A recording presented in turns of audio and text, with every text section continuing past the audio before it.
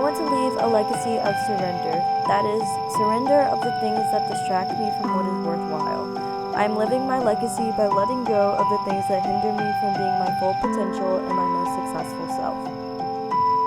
Growing up, I was very shy, and I never talked without my mom or brother by my side. There was one key moment I remember that fostered change in my confidence. My church hosted a Christmas show every year, and in 4th grade, they offered me a solo. I took it. I had not yet realized my passion for singing, but it was after singing in front of 3,000 people for a whole week of shows that I was brought out of my shell and gained my habitual passion for singing, which if you have been around me at all, you know I never seem to stop.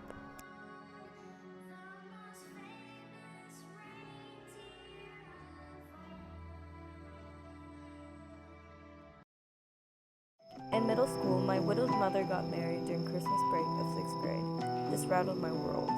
My brother and I became inseparable during these times. He was the father figure that I had grown up with, and while both of us were resistant to change and resistant to our mom's new husband, we became reliant on each other not to crash out constantly at home. When he left for college in 8th grade, 14-year-old Anna was never more shook.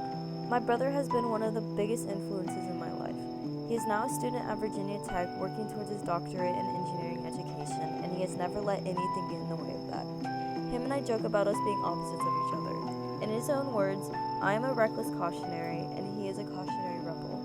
While these two attributes may take a moment to comprehend, they truly showcase the difference in my extroverted nature and his prone to introverted adventure.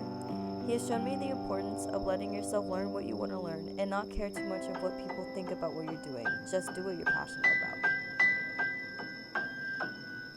My mom is responsible for me and my brother's best traits. She has influenced me to take care of my needs, both mentally and physically. While I haven't done the physically part very well, she embodies one of the most important lessons I have learned in high school. Trust your instincts to know what is best for yourself, and don't be afraid to lose something because of it. My mom knows I am motivated by validation, and every day I tame this flaw more and more. She tells me that she doesn't care if I don't study for that test, or make all A's, or even go to college, as long as I am happy with the person I become in the end.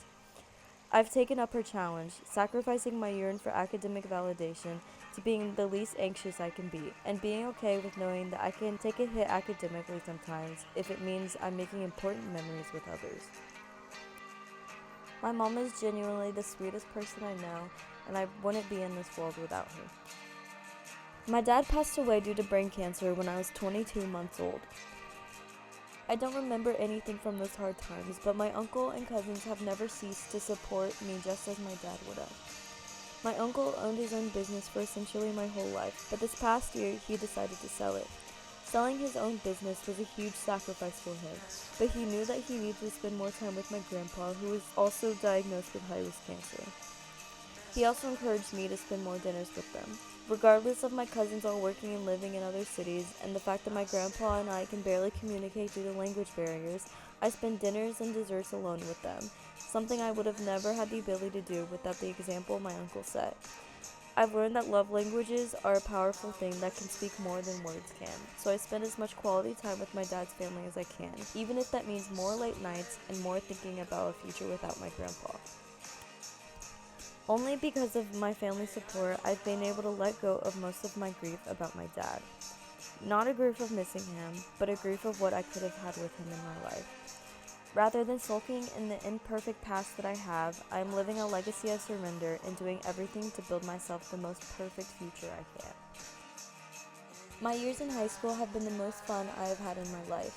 While I'm excited for the next phase of my life at A&M, and I know it'll likely overshadow the achievements I've made in high school, I can't help but reminisce about the moments where I've been my best and my worst.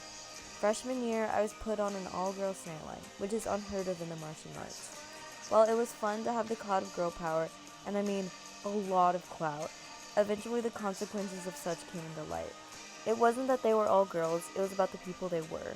While our relationships may seem happy on the outside, each of us were very hurt from each other and the line was super toxic. These girls taught me to not rely on others to make decisions for you. Even if you need something to get done, just go ahead and do it yourself.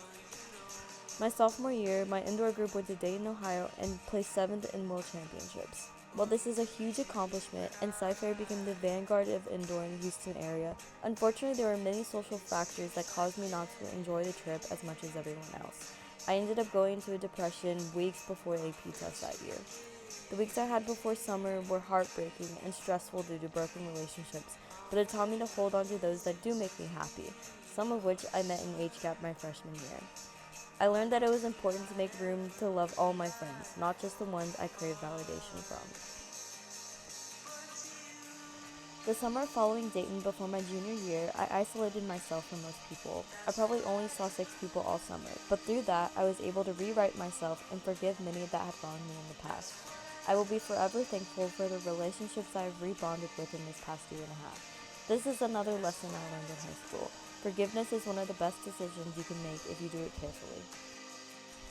To be completely honest, I couldn't have done any of this without the drumline staff. As most of you know, I've spent most of my time in high school doing band, practicing for band, or hanging out with band people. Let me make it clear that it wasn't because of the drumming or the football games or the awards we won, it was because of the people I was taught by. This is Taha, Chuck, Hank, and Naldo. They are each young individuals that have the highest levels of wisdom in my opinion. They pushed me to do something I wasn't originally good at, as drumming did not come naturally to me at all. I worked through all the times we got yelled at and all the times I was outright told that I should consider switching instruments just to prove them wrong. I ended up being drum captain and ensemble leader for indoor this past year. Taha always told us, I don't have enough time is not an excuse. You have time for whatever you prioritize, but that may mean you have to sacrifice for it. And I've taken that to heart. Cypher placed 7th in the world again this year, and the trip to Dayton rewrote my sour memories I had from the first trip, and every second of hard work was worth it in the end. I no longer want to continue music due to being burnt out, but I will never forget the words Taha told all the seniors after the show. Do whatever you want to do well, and if you're doing it well, do it better, and if you're doing it better, do it the best. My senior year of high school, although by far the most stressful, was definitely the one who defined who I am today. I struggled with leadership a lot over the summer, and I have had to learn how to surrender my power to others in order to take care of myself. This year I gained friends I would have never imagined to have, and embraced my spontaneity, which I now realize is my favorite way to pass time. In the end, it's important to do what's best for yourself, and to remember that memories aren't the moments that make them, it's the people you make them with.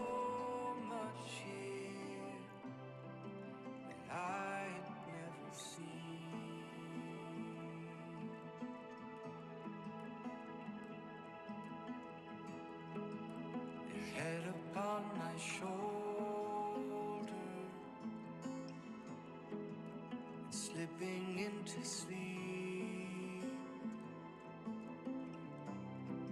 to drift within my thoughts and listen to you breathe.